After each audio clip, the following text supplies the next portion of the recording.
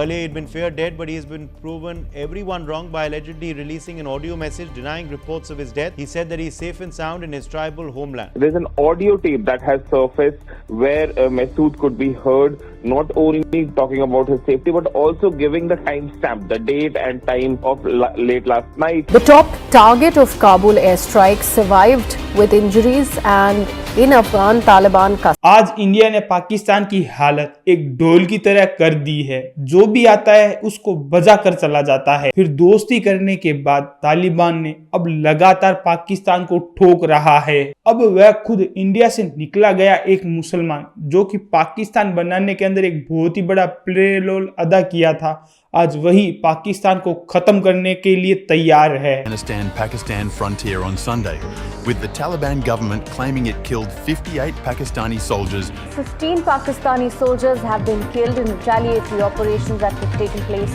from the side of Afghanistan. This time, Pakistan has received such a strong response from the Taliban that none of their leaders would have expected it.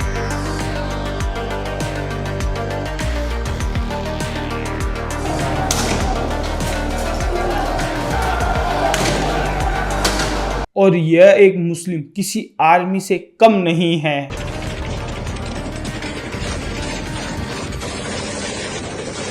एक ऐसा आतंकवादी जो कि लगातार Pakistani army को ठोक रहा है, जो पाकिस्तानी गवर्नमेंट को उखाड़ तक फेंकने की लगातार बातें कर रहा है। ये जी काफिला हमारा रवाना हो गया और ये जो काफिला जो रवाना हो रहा है ना, उसने पूरे देश को आग के हवाले कर दिया है।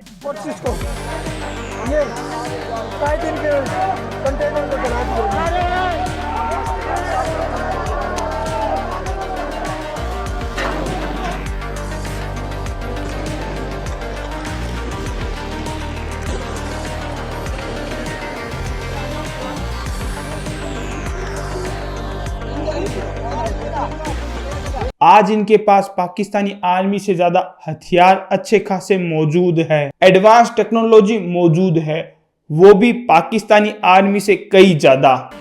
ये देखें जी, ये तो सबसे आगे चलता हुआ आ रहा है, इसने बंदूक पकड़ी और स्ट्रेट फायर करता जा रहा है। ये देखें जी, ये इंसानी खून जा रहा है, ये इंसानी खून है। ये हमारे अभी कारकुन को अभी से इसकी गोली लगी है। G3 पकड़ी हुई है इसने। G3 जो आर्मी के पास होती है, ये वो गन है।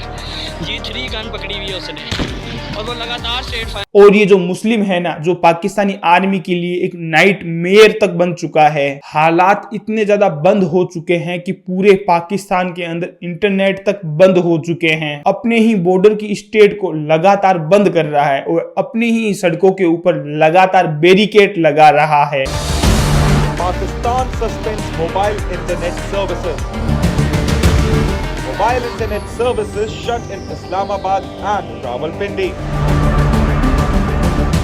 Pakistan's capital's entry and exit routes sealed. यानी कि जो मुल्क 1947 के अंदर इस्लाम के नाम पर जो मुल्क बना था, आज वही मुल्क इस्लाम के नाम पर लगातार जल रहा है। वो लोग जिन्होंने पाकिस्तान बनाने के लिए जिन्होंने कभी हथियार उठाए थे, आज वही लोग जो पाकिस्तानी को तोड़ने के लिए लगातार हथियार उठा रहे हैं। और हम पाकिस्तान हुकूमत का ये काम एक बड़ा गलती समझता है और इससे मसाइल हल नहीं हो सकता है। और इसीलिए ये कहना आज कुछ गलत भी नहीं होता कि पाकिस्तानी लोगों को बाहर से ज्यादा खतरा अपने ही पाकिस्तानी लोगों से हो रहा है। अब सवाल ये उठता है कि आखिर जिस उम्मा के नाम पर बना हुआ पाकिस्तान था, आज वही उम्मा का नाम पाकिस्तान की लगातार धज्जियां उड़ा रहा है। आखिर ऐसा पाकिस्तान के अंदर क्या चल रहा है कि जिन लोगों ने पाकिस्तान को बनाया था, आज वही पाकिस्तान को पूरा खत्म करने की बात कर रहे हैं। और सबसे बड़ा सवाल ये है कि इस खतरे के बारे में क्या इंडिया को सच में पता है या फिर अनदेखा किया जा रहा है। इन सारी चीजों के बारे में जानने से पहले हमें पहले पाकिस्तान की थोड़ी सी हिस्ट्री को जानना होगा। मोस्टली मुस्लिम दो ही कैटेगरी के अंदर विभाजित किए गए हैं, एक है सुन्नी मुसलमान और एक है शिया मुसलमान। बेसिकली जो ये सुन्नी मुसलमान है ना, अबू बकर, उस्मान और उमर इन सबको वह खलीफा मानते हैं। और बेसिकली जो शिया मुसलमान होते हैं ना, उनका यह मानना है इस्लाम का अगला खलीफा प्रॉफिट मोहम्मद के परिवार से ही होना चाहिए। इसीलिए इन दोनों के बीच में हमेशा से ही लड़ाई चलती रहती है। और पाकिस्तान का खतरा जो लगातार मिलिट्री खतरा बढ़ रहा है ना, वो अफगानिस्तान की तरफ से बढ़ रहा है। अफगानिस्तान लगातार अपने बॉर्डर पर जबरदस्त बमबारी तरीके से हमला कर रहा है पाकिस्तान वालों पर, क्योंकि पाकिस्तान वालों ने यह दावा किया है कि उन्होंने 58 TTPI को लोगों को मार गिराया है। तो उसके बाद अफगानिस्तान वाले खूंखार तरीके से पाकिस्तान के ऊपर लगातार बमबारी कर रहे हैं, जिसके अंदर कई सारे पाकिस्तानी लोग, सिविलियंस लोग और मिलिट्री लोग घायल हो चुके हैं। यहाँ तक कि कुछ लोगों को अपनी जान तक गंवानी पड़ चुकी है।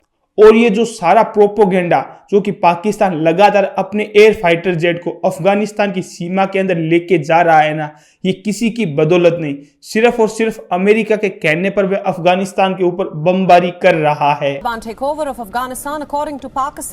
क्योंकि कहीं ना कहीं अमेरिका को इस बात का अंदाजा है, क्योंकि वह सीधा अफगानिस्तान के ऊपर अटैक नहीं कर सकता, इसीलिए वे पाकिस्तान को बीच में लेकर अफगानिस्तान के ऊपर लगातार बमबारी करवा रहा है। खड़े होकर उन्होंने पाकिस्तान को कंडेम करा और ये बोला कि साहब आप लोगों ने जो एयर स्ट्राइक करी है वो एयर स्ट्राइक बिल्कुल गलत है, it's a violation of Afghanistan sovereignty. इस बात के लिए अफगानिस्तान वालों ने साफ साफ ये बात बोल दी है कि अगर तुम्हें लड़ाई ही करनी है तो 1 to 1 की जाए, किसी तीसरे देश के सामने या किसी दूसरे देश के मिडिल बनाकर युद्ध नहीं करना चाहिए। अमेरिका अपना एयरबेस चाहने के लिए कहीं ना कहीं दबाव बना रहा है तालिबान के ऊपर, और तालिबान ये चाहता है कि ये एयरबेस उसका खुद के अंदर रहे, कहीं भी मिलिट्री फोर्स अंदर ना आए, क्योंकि अमेरिका की सरकार अगर एक बार आएगी तो वहां पर तालिबान की सत्ता को, मिडिल ईस्ट को कंट्रोल करने के लिए अमेरिका को सत्ता मिल जाएगी। पहाड़ी इलाका, ये कबायली इलाका, ये न चंगेज ने कंट्रोल किया ना अंग्रेज ने, ये न सितुनों ने कंट्रोल किया ना अमेरिका। और कहीं ना कहीं जब रक्षा मंत्री तालिबान के इंडिया का दौरा किया है तो ये बात साफ होती है कि कहीं ना कहीं उन्होंने हथियार बरामद किए हैं, कहीं ना कहीं हथियार से डील की है, जो कि वो कागजों के अंदर दिखाई नहीं दी जाएगी, सिर्फ और सिर्फ गुप्त तरीके से की गई होगी। तालिबान लगातार पाकिस्तान के ऊपर बमबारी कर रहा है और हो सकता है ये जंग आगे खिंच जाए और पाकिस्तान का तबाह होना तय हो जाए।